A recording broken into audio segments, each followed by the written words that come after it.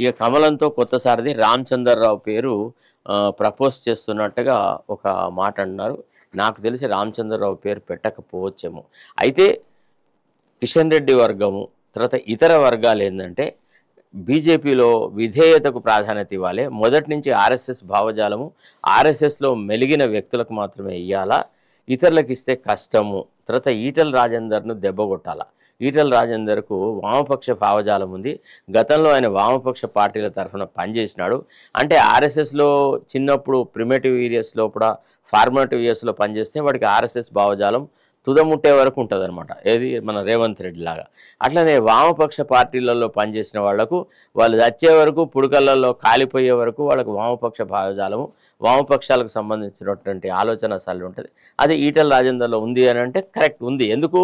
అతను పీడిఎస్యు లోపల కొంత కాలం పనిచేసినాడు. కాబట్టి వాళ్ళు కులాలు, గోత్రాలు, మతాలు అది ఇది అన్ని వ్యవహారాలు చేయాలంటే చేయలేదు. దానికి ఒక కొన్ని తనకు సొంతగా ఏర్పరచుకున్నటువంటి కొన్ని కట్టుబాట్లు అడ్డం వస్తాయి అనమాట. సో ఇప్పుడు ఎట్లయినా కానీ మొత్తానికి ఈటల రాజేందర్ నాయకత్వాన్ని దెబ్బకొట్టాలి, ఫస్ట్ పాయింట్. రెండోది ఏంటంటే ఇంకో అంశం వాళ్ళు ప్రతిపాదించదలుచుకున్నారు ఏంటంటే అధ్యక్షుడు ఎవడైనా కానీ కమలం గుర్తుతోనే పనిచేయాలి, పార్టీ ఐడియాలజీతోనే పనిచేయాలి. పార్టీ అధ్యక్షుడు ఎవడైనా కానీ రేపు ప్రభుత్వం ఏర్పడ్డప్పుడు ఎవడు ముఖ్యమంత్రి అనేది ప్రధానమంత్రి అమిత్ షా పార్టీ అధ్యక్షుడు డిసైడ్ చేస్తాడు. కాబట్టి పార్టీ అధ్యక్షుడైన వాడే ముఖ్యమంత్రి అవుతాడన్న గ్యారంటీ లేదు. పార్టీని నమ్ముకొని 10 కాలాల పాటు పార్టీకి సేవ చేసిన వ్యక్తులకే ప్రాధాన్యత ఇవ్వడం అనేది బీజేపీ ఎప్పటి నుంచో అవలంబిస్తున్నటువంటి పద్ధతి. ఒకవేళ వాళ్ళు విధేయతకి కనుక ప్రాధాన్యత ఇస్తే రామచంద్రరావుకు అధ్యక్ష స్థానం దక్కే అవకాశం ఉంటుంది. లేదు, చురుకైన బీసీ నాయకత్వం కావాలి. ఈనాడు రాష్ట్రంలో బీసీల ఐక్యత మీద చాలా అలజడి జరుగుతుంది. ఈ దశలో బీసీల ఓట్లన్నీ సాధించుకోవాలా, బీసీలలో పార్టీని ఎక్కువ వ్యాపింపజేయాలనుకుంటే ఈటల రాజేందర్ నాయకత్వానికి ఓటు పడే అవకాశం ఉంటుందన్నమాట.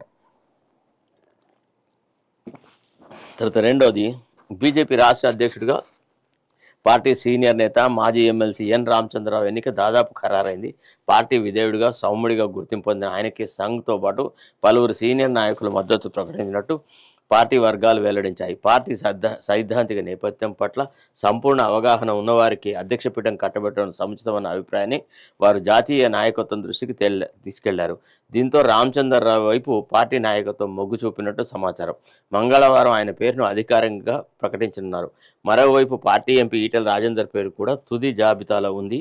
బీసీ ఎంపీనే కొత్త అధ్యక్షుడు అవుతారన్న ప్రచారం ఒకవైపు సాగుతుండగా, మరోవైపు జాతీయ స్థాయి సమీకరణ నేపథ్యంలో ఇతర సామాజిక వర్గానికి అధ్యక్ష కిరీటం దక్కవచ్చన్న ప్రచారం కూడా ఉంది.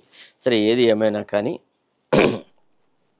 చదువుకున్నవాడు, కొంత సీనియర్ లాయరు, మొదటి నుంచి అంటే చిన్నప్పుడు విద్యార్థి దశ నుంచి అఖిల భారత విద్యార్థి పరిషత్తులో పనిచేస్తూ ఆ తర్వాత అంచెలంచెలుగా బీజేపీ పార్టీతో ముడిపడి ఉన్నాడు. ఎంతోమంది రాష్ట్ర అధ్యక్షులతో కలిసి పనిచేసినాడు.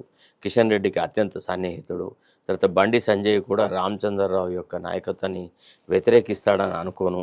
అంటే నేను చాలా సందర్భాలు చూసాను. Ramachandrarao was junior to me in the law college. అంటే మేము మొదటి నుంచి గమనిస్తున్న విషయం అంటే మాకు వాళ్ళకి ఒక రకంగా ఈ ఐడియాలజికల్ డిఫరెన్సెస్ ఉండేది. రామచంద్రరావు రైటిస్ట్ వింగ్లో ఉండేవాడు, మేము లెఫ్టిస్ట్ వింగులలో ఉండేవాళ్ళం.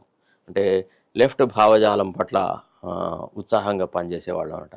సో అట్టా రామచంద్రరావుకు పార్టీతో మాత్రం చాలా సన్నిహిత సంబంధాలున్నాయి. చిన్నప్పటి నుంచి పార్టీకి పనిచేసిన వ్యక్తిగా మనం ఆయన గుర్తించక తప్పదు. ఏది ఏమైనా అది వాళ్ళ పార్టీ ఆంతరంగికమైన విషయం, మనకు దాంతో ఏం లేవు.